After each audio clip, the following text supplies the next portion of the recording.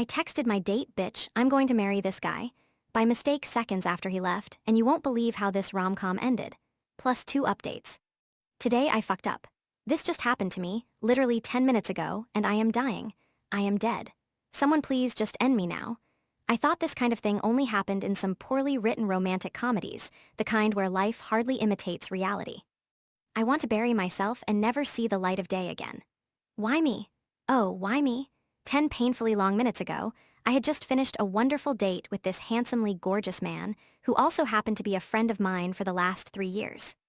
As soon as I closed my apartment door on his beautiful face, I leaned against it and typed out some words that will now fiercely haunt me forever. The text said, "Bitch, I think I'm going to end up marrying this guy." Of course, this was meant for my best friend, the only other soul I could tell my vulnerable feelings to. But instead, I sent this deeply poetic text to him. Is there a void big enough on this planet to hold all my misery, all the embarrassment? Can I make a pact with the devil to turn back time? I would just need 10 minutes. That would be really nice. Can I please just die now? A literal and metaphorical death is the only relief I might know. I am currently in my library, sprawled across the floor, intently staring at the ceiling. I think I'll be here forever. Update. Well, I have some good news and some bad news. The good news is, there's only so much staring at the ceiling a person can do before pure boredom kicks in. The realization that the desire to scream at the top of your lungs will not last for an eternity finally sinks in. The bad news is, you guys did me dirty by blasting my still fresh embarrassment all over the front page, and apparently on a famous Portuguese radio show this morning. Cool, cool, cool. So, on to the meaty love update. Once I realized my text blunder, I quickly texted him that it was not meant for him, and I added a crying emoji for good measure. He is a sweet, sweet man, and he responded immediately to let me know that he, quote, doesn't read texts not meant for him, and he even added a winky face. I subsequently asked for permission to die. He said, please don't, and sent a kissy face emoji. This morning, he texted me about some travel plans we have down the line. Bless this handsome man. The gods are cruel, but not that cruel. I should clarify that my original post was obviously a little hyperbolic, just like that text was. I slept well last night, and I also laughed. I laughed at myself, at the blunder, and at the ridiculous timing of it all. What also got imprinted on me was that exact moment I wrote and sent that text.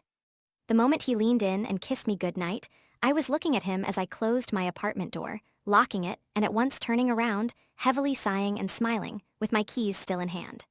2 weeks ago, he had proposed going on a walk in the park. I had a feeling that after knowing each other for 3 years, he was finally going to become vulnerable and share a few things. I had been in a serious relationship when we met, and out of respect for that, he never made any advances. But I was single now. At the park, sitting there together, he looked at me and said he had feelings for me. Long time, 3-year-long feelings. And right there at Prospect Park, on a clear night, under some 35 visible stars that we counted, he kissed me. Last night, it was my turn to be vulnerable, even if it was accidentally. And about my library that I mentioned. I'm not Jane Austen, and being a New Yorker, I don't have a lot of space. But as a child refugee who grew up in deep poverty, my dream was to have a dedicated place for all the books I could buy when I grew up. So I built my own library nook through vintage thrifting, DIY projects, and a lot of patience.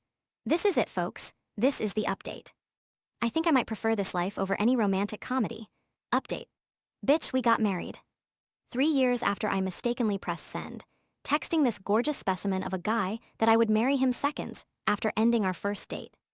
Keys still in my hand as I struggled to both text and lock the door, and subsequently sprawled across my library wishing for the floor to engulf me, I did end up marrying the man. Damn, what in the world life.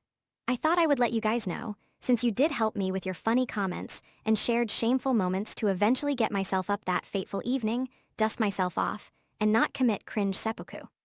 It has been 3 years of pure joy, and he is still just as dreamy and kind. And it really was a kid's, that's how I met your father moment after all.